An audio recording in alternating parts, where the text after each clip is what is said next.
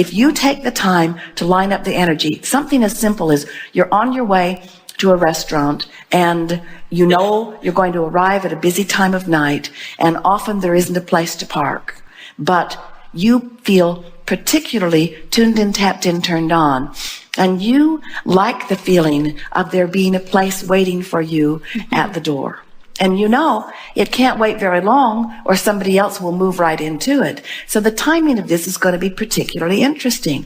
Just at the time you arrive, someone else is going to back out and the universe is going to say, here's your parking place. So you've played that over in your mind, and it's been a pleasant thought because it's not life or death. It doesn't mean you're bad or good. In other words, it's just something that you played with a little bit, and now you're driving into your parking place. And you might have even forgotten the conversation you had with yourself. But just as you are looking around for a place, there right in front of the door, someone backs out. And the person makes eye contact with you as if to say, here you go, I saved this for you. And when you put your car into that place and you consciously acknowledge the correlation between the thoughts you had in advance and the good feeling you had while you had them and the cooperative universe that has lined up this parking place for you, what happens is you begin to understand the vibrational cooperation of the universe. All that has ever been missing has been your personal vibrational cooperation with self. So often you've been acting out of habit, or thinking or speaking out of habit, or biting your nails out of habit. And now you are more deliberately projecting your thought with an expectation of getting results. And as you start making those correlations, you begin to feel the invincible nature of your being. You begin to literally stand in the center of your universe, look around at the aspects and components of your life, choose from what is around you to make your decisions about what you want, and you begin making affirmative statements. Universe, I select this and this and this and this, and I will be watching for your ever-present cooperation. And then as you begin moving through life with that mindset, you begin noticing that all things begin to shape up just for you, just because you said so. That's awesome. Yes, it is. The example you gave about the parking space and so many other things that I've thought that happened so quickly makes me wonder why some of the things that we as humans would perceive as big things, like driving into the parking space. I want to drive a Rolls Royce into that parking space, and I wonder why I don't have it yet. I know it's coming, but I just wonder why it doesn't come as quickly as that parking space. Because the parking place is easier for you to expect than the Rolls Royce, because it's not so much because you've practiced it. It isn't that practicing the parking place is easier.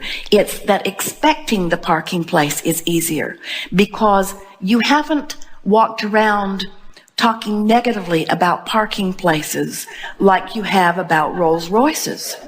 You haven't been beating the drum of what's wrong with people who have money when you do not. Mm-hmm. In other words, the difference is not the attention toward, it's the attention against. You have more resistance about the Rolls Royce. And so let's talk about why that would be true. Why would someone have more negative expectation about a Rolls Royce than a parking place? Well, parking places are more abundant than Rolls Royces. Mm-hmm. What conversation did you hear as a child, or do you hear even now about people who drive Rolls Royces? Well, I don't think I really heard anything negatively about money. I think I have a good concept about money. I believe that what the universe showed me. Do you believe that money comes easily? Yes. Do you believe that money comes as easily as parking places? No, probably not. That's the point. That's the point.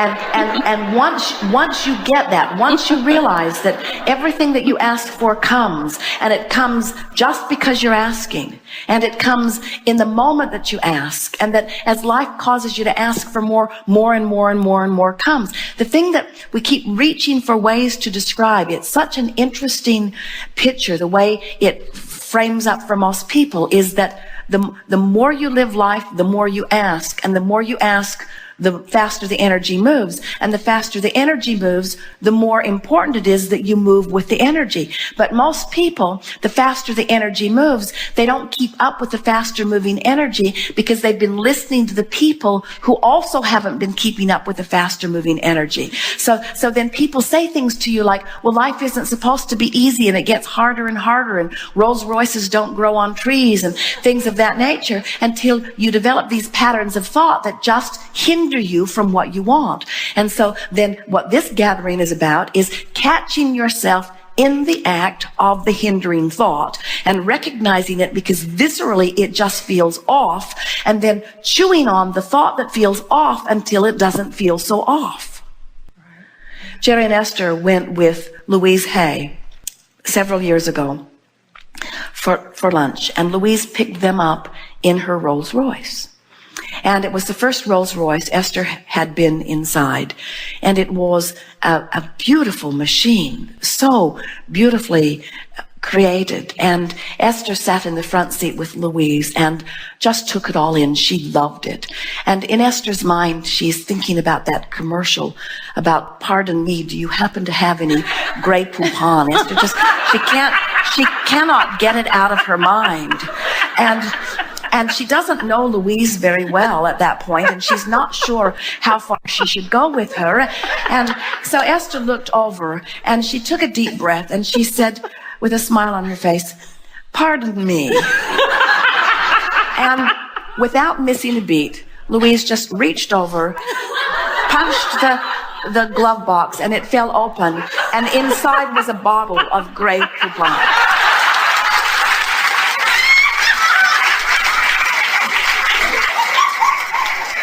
And now Esther's saying to herself, my Rolls Royce experience is now complete.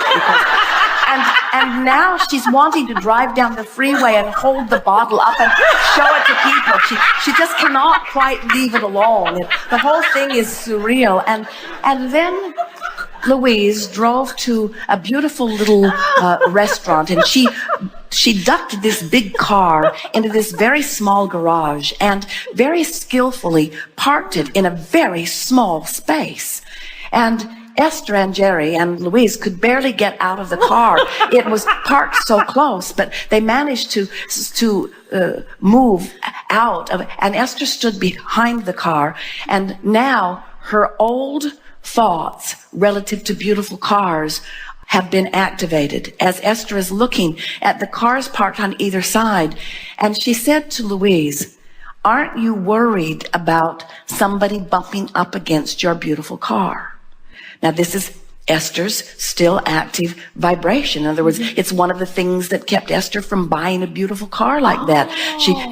It's one of the things that she worries about. In other words, it's still active in her vibration. She doesn't even know it's active in her vibration until suddenly she's standing there looking at this magnificent machine wedged in this tiny little place. And Louise said to Esther, she looked at Esther, and then this calm, cool breeze sort of blew out of her and all over Esther as Louise says, I never worry about my beautiful car. I just expect others to love and respect it as much as I do. Awesome.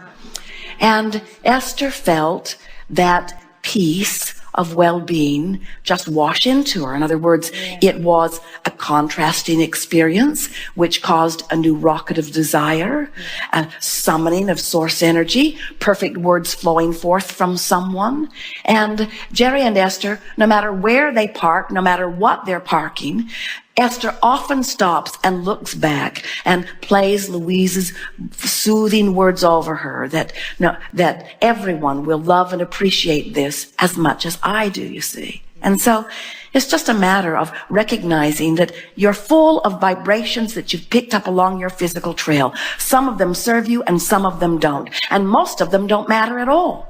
It's only if there's something that you want that's calling energy through you and you're not letting it through because you've got some cluttered vibration that you would even be aware that you have some cluttered vibration.